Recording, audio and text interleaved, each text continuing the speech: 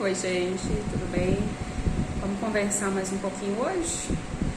Hoje eu quero falar sobre rejeição, né? É um tema, assim, até já bastante explorado, mas que ainda tem muito a se explorar, é um assunto complexo, né? Que às vezes a gente pensa assim, nunca sofri rejeição, nunca passei por isso. Só que quase todas as pessoas já passaram, né, por algum tipo de rejeição. Na verdade, o que vai fazer diferença é como que a pessoa conseguiu superar, né, essa rejeição, né, tá ligada com a capacidade de resiliência de cada um, né? Muitos superaram e passou, outros ficaram com marcas e sequelas profundas que carregam até hoje, né? Então, a gente precisa pensar de duas formas. Existem duas realidades, né? Existem duas realidades, a psíquica e a factual, né? Isso pode ter acontecido de fato, que é a factual, ela realmente aconteceu, ou pode ser psíquica, aconteceu na cabeça da criança, né? Essa rejeição normalmente acontece na infância, né? Nos primeiros anos de vida e até na vida intrauterina, né? Às vezes a mãe não quer o bebê, a gravidez não foi planejada, e já há alguns estudos que demonstram que o bebê consegue sim sentir, né? Esse sentimento que a mãe passa, muitas vezes a criança já consegue sentir e inconscientemente isso cresce com ela e vai trazendo algumas sequelas. Então, por exemplo, pais que às vezes trabalham muito, que tem pouco tempo para os filhos, né, que não tem tempo de brincar, muitas vezes os filhos veem isso como rejeição, eles crescem se sentindo rejeitados, não sabem a fonte, a origem, né, dessa rejeição, mas apresentam sintomas, que são sentimentos de inadequação, a pessoa não fica bem em nenhum lugar, ela sempre acha que os outros estão falando mal dela, que as pessoas não gostam dela, né? Então ela acaba tendendo a se isolar das outras pessoas, não gostar de estar em público, não gostar de estar em evidência em algum momento, porque ela pode receber críticas e ela não quer mais ser ferida. Então, uma pessoa que vive na defensiva, né, ela está sempre se protegendo, achando que uma outra pessoa vai sempre querer fazer mal, que as outras pessoas sempre estão contra ela. Alguns casos comuns, né, às vezes a mãe deixa a criança sozinha durante um bom período de tempo, e nesse período ela sente medo, ela se sente sozinha, e isso gera, né, esse sentimento de rejeição.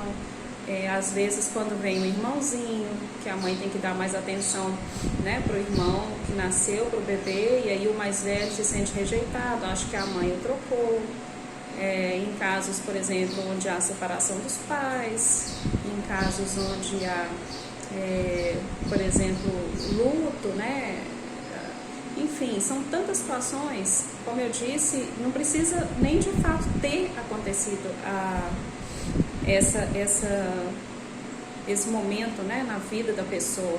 Ela talvez possa ter criado isso também, né, na sua imaginação, mas ela acreditou que isso é verdade, então o organismo todo corresponde a isso, né? Por exemplo, a mãe fez uma viagem e essa criança achou que a mãe tinha abandonado, e nesse momento ela se sentiu rejeitada, e por causa disso ela carrega até hoje, né, sentimentos de rejeição, de que a mãe a abandonou, de que a mãe a rejeitou quando ela fez uma viagem.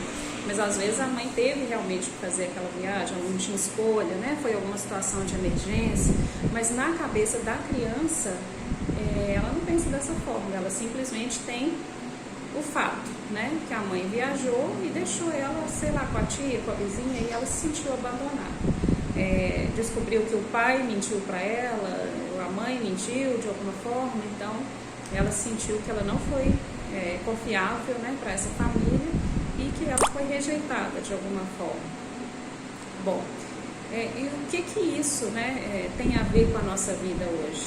Na verdade, faz toda a diferença, porque ela interfere na questão da socialização, da pessoa conseguir confiar em outras pessoas, ter amigos, no próprio relacionamento conjugal. Quantas pessoas não conseguem ter um bom relacionamento porque ela está sempre achando que o outro vai trair ela, que o outro vai ferir, que o outro vai fazer, né, alguma coisa com ela, que o outro não a aceita, que o outro não a ama, que não é é verdade que aquela pessoa gosta dela, se a pessoa se aproximou é só por causa de interesse, então ela nunca consegue acreditar, né? E às vezes é complexo de inferioridade, a pessoa sempre acha que ela não é boa o bastante, né? Ela não vai apresentar um trabalho, que ela não é boa o bastante, ela não vai fazer um discurso no jantar da família, porque não vai ser bom o bastante, a família não vai aceitá-la. Então ela está sempre nesse pensamento de que ela não é bem aceita, né? Tanto no seio familiar quanto na escola, né? Inclusive a gente tem casos de rejeição também na escola. Eu que trabalho com transtorno de aprendizagem, né, na psicopedagogia, acabo recebendo muitas crianças que se sentem rejeitadas por causa justamente dessa exclusão, né, que ela sofre na escola. Porque muitas vezes ela não consegue ler, que ela tem dislexia, ela não consegue aprender matemática porque ela tem descalculia.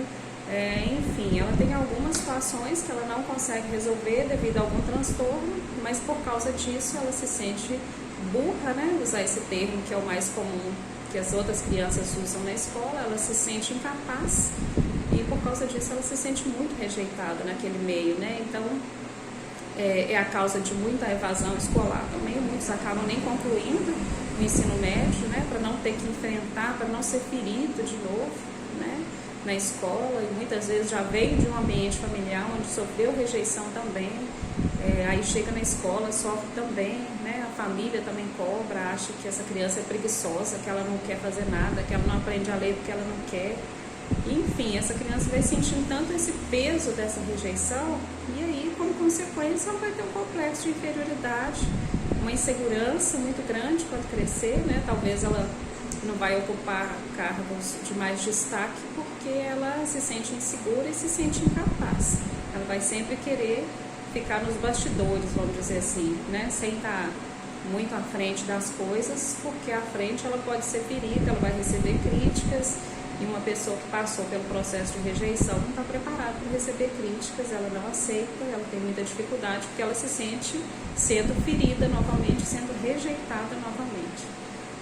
Então, assim, são inúmeros casos, né? Como eu disse, pode ser desde a vida intrauterina, quantas vezes a mãe fala que não quer o bebê, que ela não queria essa gravidez, e isso é muito sério, né? Eu queria um menino e veio uma menina, eu queria uma menina e veio um menino.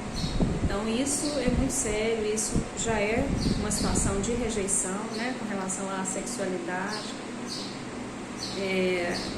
Sei lá, o pai abandona a mãe durante a gravidez e por causa disso ela se sente abandonada e ela passa também esse sentimento para o filho, né, que ela está vivendo. Enfim, são inúmeros casos onde a mãe sofre muito no parto, né, para ter o bebê, então naquele momento ela tem todo um sentimento ruim, e ela pode naquele momento pensar, para que eu fui ter esse filho, eu não quero essa criança, devido ao sofrimento que ela está passando, e isso pode resultar também no bebê sentimentos de rejeição, né, de que ele não está sendo aceito, de que ele não é bem-vindo, e pode também trazer consequências.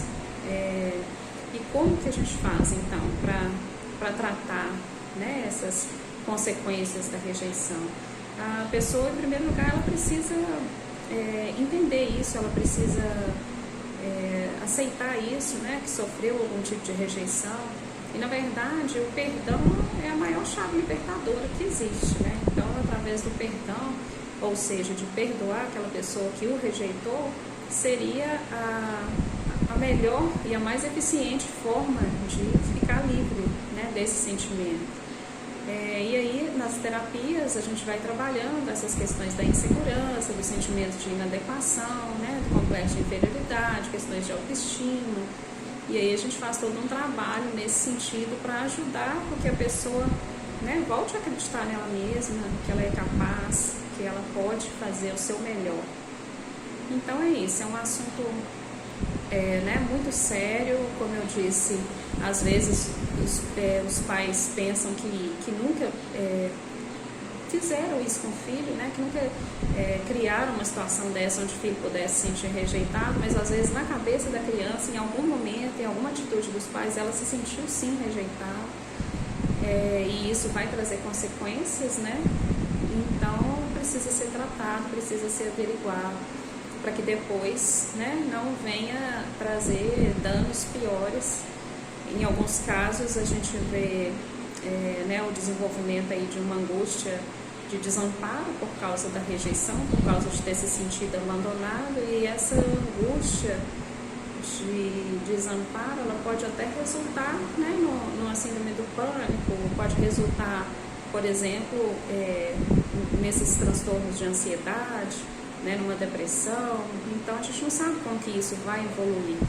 Então a gente deve cortar o mal pela raiz, a gente precisa, né, rever essas coisas, entender, aceitar e procurar aquela pessoa, né, que no caso normalmente é pai e mãe. Então a gente precisa procurar essas pessoas, conversar, liberar o perdão e ficar livre disso, né?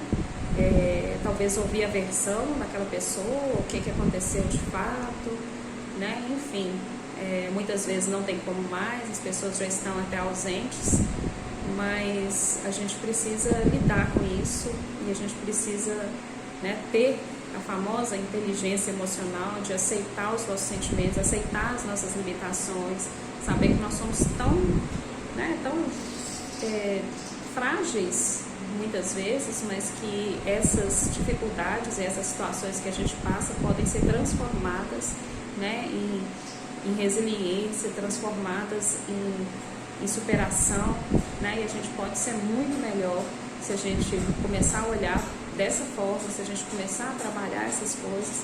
E aí, num próximo vídeo eu quero falar sobre crenças limitantes, e essas crenças limitantes, elas podem surgir também nesse processo de rejeição, né?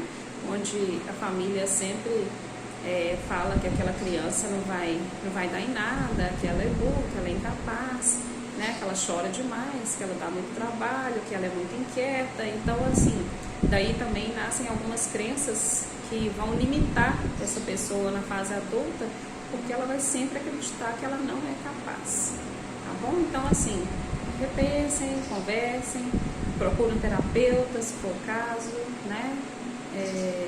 Procure um psicólogo, um psicanalista que possa te ajudar e bola pra frente. Vamos enfrentar essas coisas, vamos, né, nos tornar cada dia melhores, porque a gente é capaz, a gente é forte o bastante para superar todas essas coisas e fazer dessas coisas ensinamentos para a nossa vida toda, para que a gente possa também ajudar outras pessoas, tá bom? Um bom dia para todos, né? Uma ótima semana, fiquem com Deus.